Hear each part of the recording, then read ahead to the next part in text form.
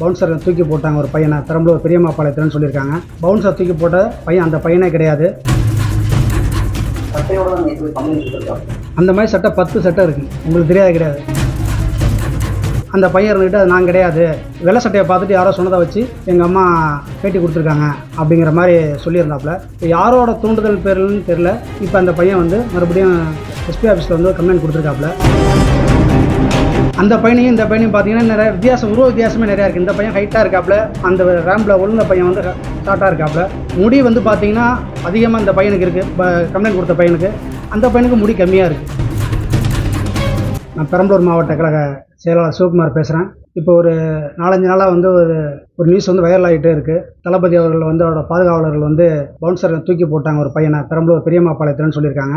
ஆக்சுவலாக அந்த பவுன்சரை தூக்கி போட்ட பையன் அந்த பையனே கிடையாது. இந்த பையனும் அந்த இடத்துக்கு வரல. தவறான ஒரு விஷயத்த சொல்லியிருந்தாங்க. அவங்க அம்மா பேட்டி கொடுத்துருந்தாங்க.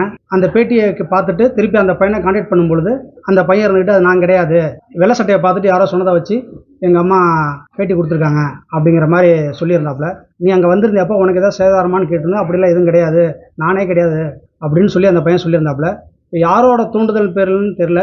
இப்போ அந்த பையன் வந்து மறுபடியும் எஸ்பி ஆஃபீஸில் வந்து கம்ப்ளைண்ட் கொடுத்துருக்காப்புல.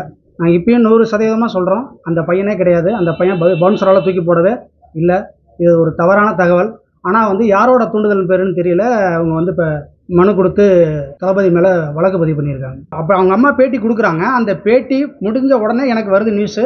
உடனே அந்த பையனை தொடர்பு கொள்கிறேன். அதுக்கான ஆடியோ என்கிட்ட அந்த பையன் சொல்கிறாரு என்னை யாரும் தொடர்பு கொள்ளல. இப்போ நான் தொடர்பு கொண்டிருக்கேன். ஞாயிற்றுக்கிழமை கரெக்டாக ஒரு 9:30 மணிக்கு அந்த பையனை நான் தொடர்பு கொண்டிருக்கேன். அதுக்கான ரெக்கார்டிங் என்கிட்ட இருக்குது. நான் அப்படிலாம் இல்லைன்னா எங்கள் அம்மா யாரோ தூண்டுதல் பேரில் சொல்லியிருக்காங்க அப்படின்னு ஒரு நிருபரோட பேரையும் சொல்கிறார்.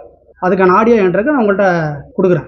அந்த பையன் மாநாட்டில் அந்த டிவியில் வர சட்டையோட தான் போய் கம்ப்ளைண்ட் கொடுத்துருக்காங்க. அந்த மாதிரி சட்டை 10 சட்டை இருக்குது, உங்களுக்கு தெரியாது கிடையாது. அந்த பையனையும் இந்த பையனையும் பார்த்தீங்கன்னா நிறைய உருவ வித்தியாசமே நிறையா இருக்குது. இந்த பையன் ஹைட்டாக இருக்காப்புல, அந்த ரேம்பில் ஒழுந்த பையன் வந்து ஷார்ட்டாக இருக்காப்புல.